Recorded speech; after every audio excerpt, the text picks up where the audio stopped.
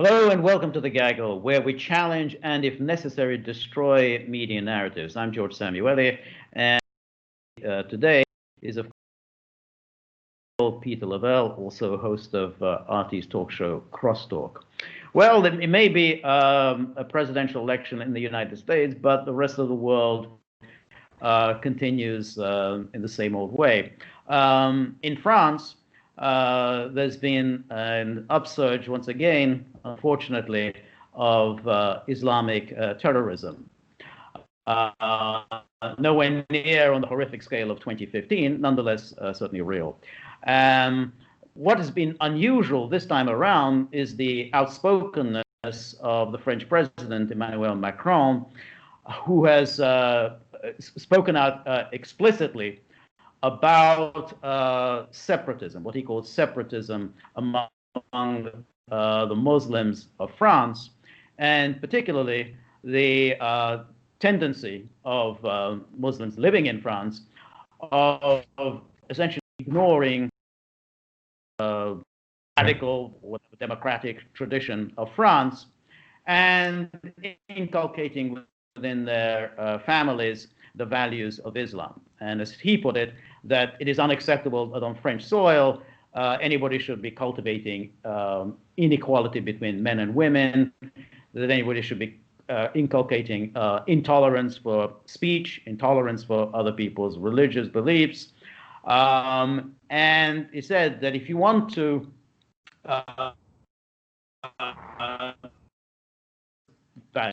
of intolerance, then don't do it in France, go somewhere else. For these kinds of statements, Macron has come under fire from Islamic organizations within France, and more interestingly, by a variety of Muslim leaders. Not surprisingly, one of whom is our friend, the Turkish president Erdogan, who, in his charming way, has accused Macron of being off his rocker. Of course, the French government wasn't very happy with that and publicly protested this sort of language. But nonetheless, it is a resort to this kind of talk when Macron was merely making a statement that if you live in France, you have to adhere to French values and live within the French tradition. So what was your take, Peter? Well, I mean, this is the great dilemma, and it's going to be almost impossible to resolve because, Macron wants people to accept a French identity and certain values that go along with it, but that's also part and parcel of postmodernist ideology. And I'm willing to say that having a French identity and adhering to postmodernism, they're close and sometimes they're tangent, but they're not exactly the same because the assumption with postmodernism is an important part of it is a sense of tolerance, and so it expects tolerance to be reciprocal. But if you make the claim, you should be able to practice your religion the way you wish, and no one should interfere with it. And people do practice their religion, but then it goes against what is called French or believed to be French values. I mean, you can't have it both ways, okay? And that is the contradiction. And so Macron and postmodernism itself is put the West into a huge bind because you can't have all at the same time.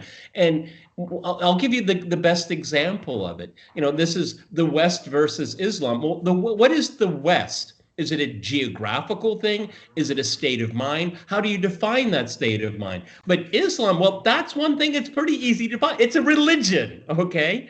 And so you have two ideas or two concepts that they don't mirror each other. They're not both a religion. They're not both an ideology, though some people would make the claim that Islam is. But this is why they cannot interact without conflict. And you have to decide what kind of country you want to have because if you're then you do that without stepping on the toes of other people that say, well, I am just as tolerant, but I'm tolerant to the views or the prism of my religion. But see, postmodernism is I'm tolerant through suppositions of my ideology. And this is why they keep clashing here. And I've been watching this go on for a very long time. You can't even throw in the issue of sovereignty then, because that is compromised by postmodernism as well. And so, postmodernism sets itself up as kind of a replacement for religion, but it's an empty religious identity.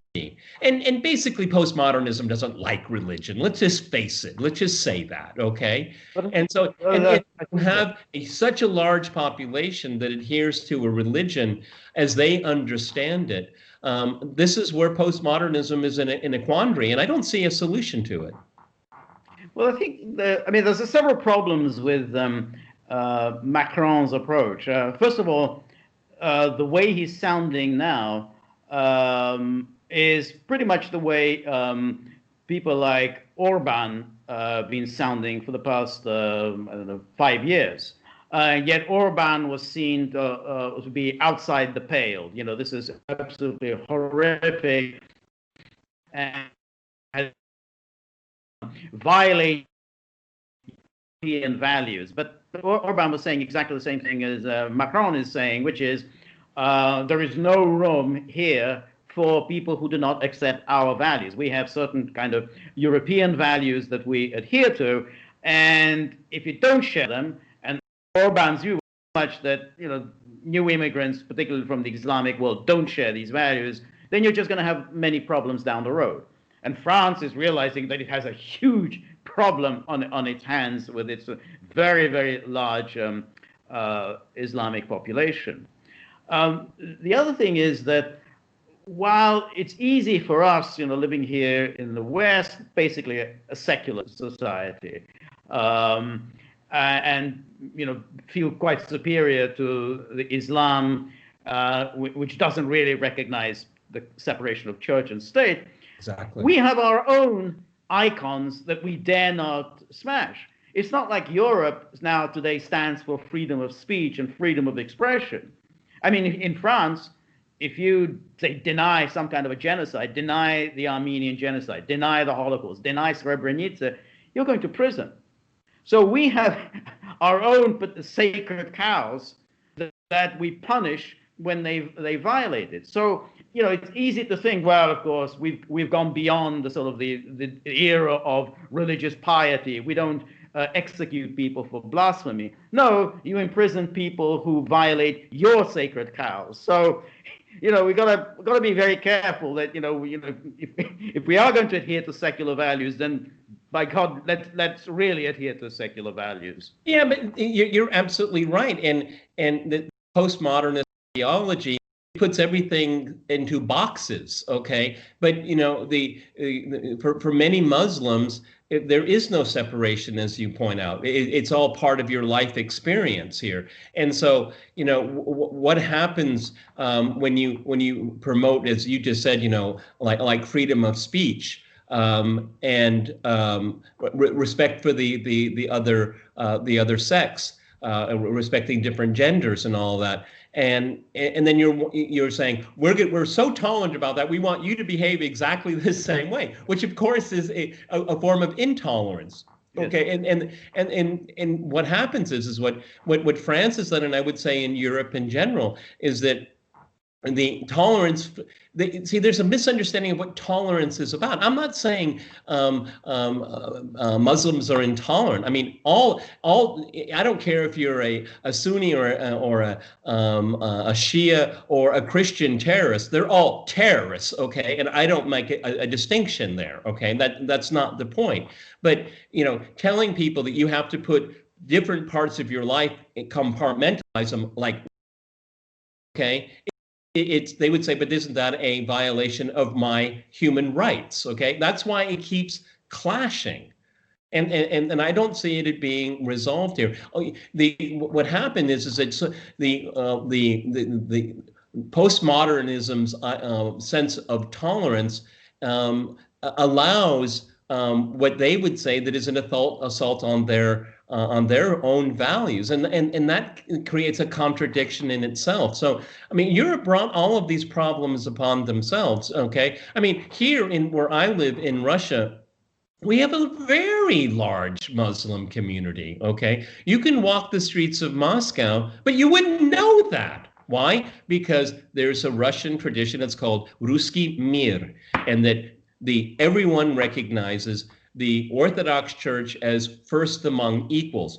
And if you do that, the first among equal church, the Orthodox Church, they will make sure other people's faith are protected. Okay. And if you learn a modicum of the language and accept the traditions and values of the society at large, that way your minority status, be it ethnic or religious, is protected. Right. Okay? But to be honest, Islamic extremism is something that is very worrying to the Russian government. Of course, after all, the intervention in Syria was justified explicitly. Yes, we don't want Islamic extremism slipping into our country because Syria is not that far away from us. And I'm glad you said slipping into the country, George, because that kind of radical extreme thinking, it doesn't have its origins within Russia, not at all. Okay, you know, the difference between the West and the Islamic world and Russia and the Islamic world, Russia's had contact with the Islamic world from virtually the beginning. Okay, they know each other, they are familiar with each other. There are millions and millions of migrants from Central Asia in Russia now. They are primarily, if not overwhelmingly, Muslim. Okay, but they have had contact for centuries with Russian culture, Russian civilization, and vice versa. And that's one of the reasons why there's a lot more stability here. But you're absolutely right to bring it up. I mean, I think it was in 2010, I was in the center of Moscow where RT had its offices, and there was a metro bombing within a few hundred feet of where I worked, okay? I mean, it's very serious, okay? And they take it seriously, but they also understand that having a clear understanding of what is accepted, what is expected from everyone in society creates a sense, a very real sense of stability. Okay, it's not postmodern. Postmodernism makes these problems worse because it creates hierarchies of values, and it's expected of you to follow that. You know, that way is a dead end, and we see it in Europe. In Russia, for me, is that, you know, there's certain tenets, and if you acknowledge it, we're going to make sure you're protected. Your religious practices are. But I mean, if you want to go at the end of the street and roast a goat, no, we don't do that here. I mean, burqas, no, we don't do that here. That's not part of the Muslim tradition in Ruski Mir. Well, that's the thing, that you have the problem of liberalism, which has embraced a very radical idea of social liberation, the kind of radical idea that had never existed in human history. And it's combined that with a very radical idea of free flow of people, of migration. Well, obviously, these things were going to clash. So, I mean, if you have societies that say, okay, fine, you know, let's have gay people marrying, and we recognize gay people marrying. Let's have, you know, in schools, little children, let's teach them about the gay lifestyle. And then you bring in people for whom not only is this alien, but it's something that they react to with extreme hostility. So obviously there's going to be a profound clash. And of course, then you bring a large number of people who are then filled with hatred for a culture that they think is absolutely depraved. Now, if Macron says, well, if you don't like it here, leave. Well, it's a bit bloody late to say this now. And it is extraordinary how you have these Western elites who never really thought through that these two things are in fundamental conflict.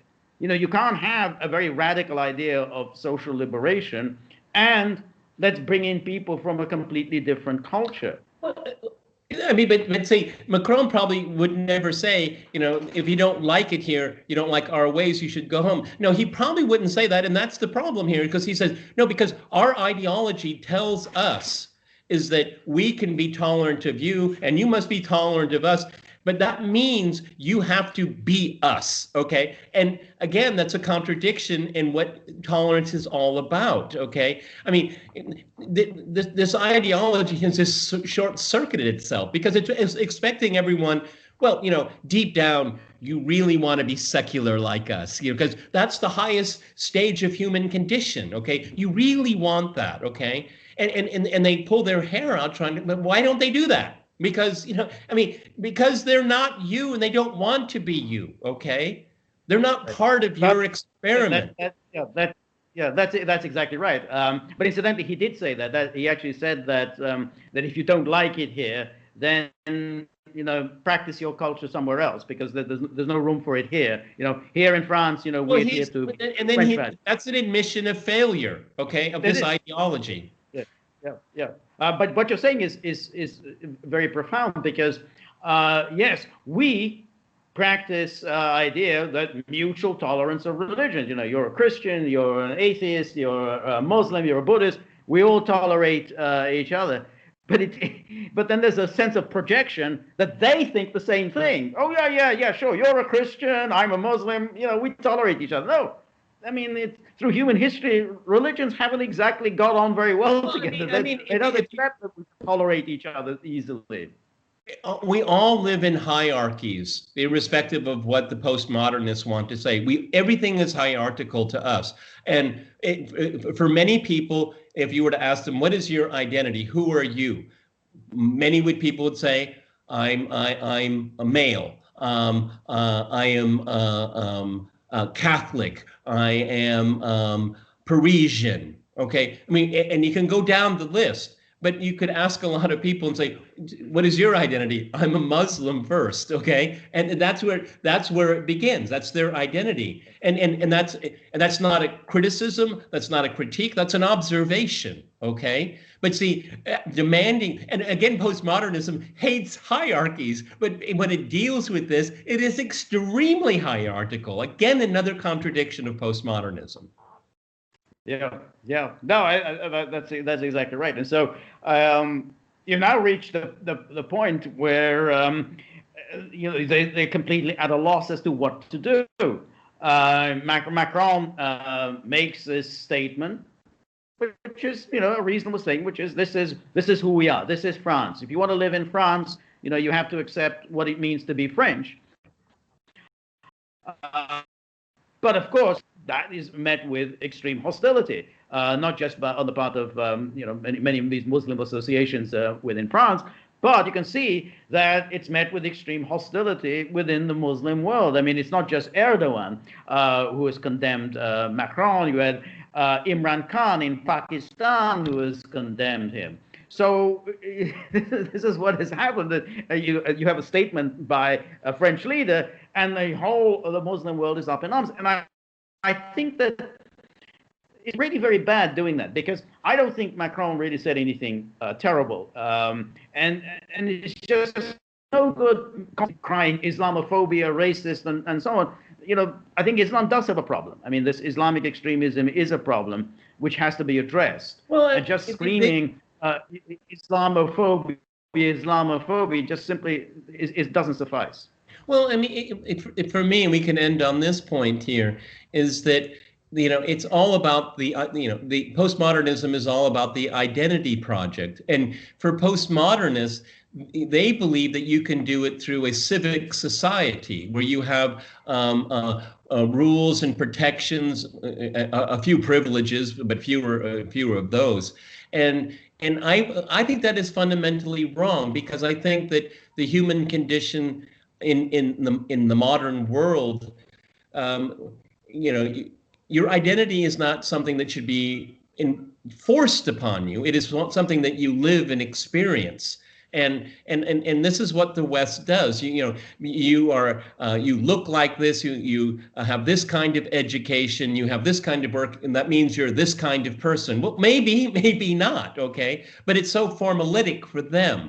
And I think this is very much at odds to how people actually live and experience their lives. Because, we see this, we see this all over Europe with populism. People have had enough of this ideology and say, I'm Bavarian, I'm Silesian, okay? But this ideology, no, you really, you're European. But that doesn't mean a lot to people other than maybe your neighbor in a geographical place. Okay, they haven't been able to tie a bow on that. Okay, and the EU, as the shell of it all, isn't performing the way it promised. Remember, the EU was about security and prosperity. Where's the security? Where's the prosperity? Yep, yeah, that's right. Well, so far, fortunately. The violence, there has been some violence. Some people have been killed in the last couple of weeks, but we haven't seen any violence in France comparable to the horrors of 2015. And let's just hope it doesn't escalate to anything remotely like that. But anyway, it's good to get a change from the US presidential election. Thank you very much, Peter. And remember, if you like the gaggle, please like, share, and subscribe.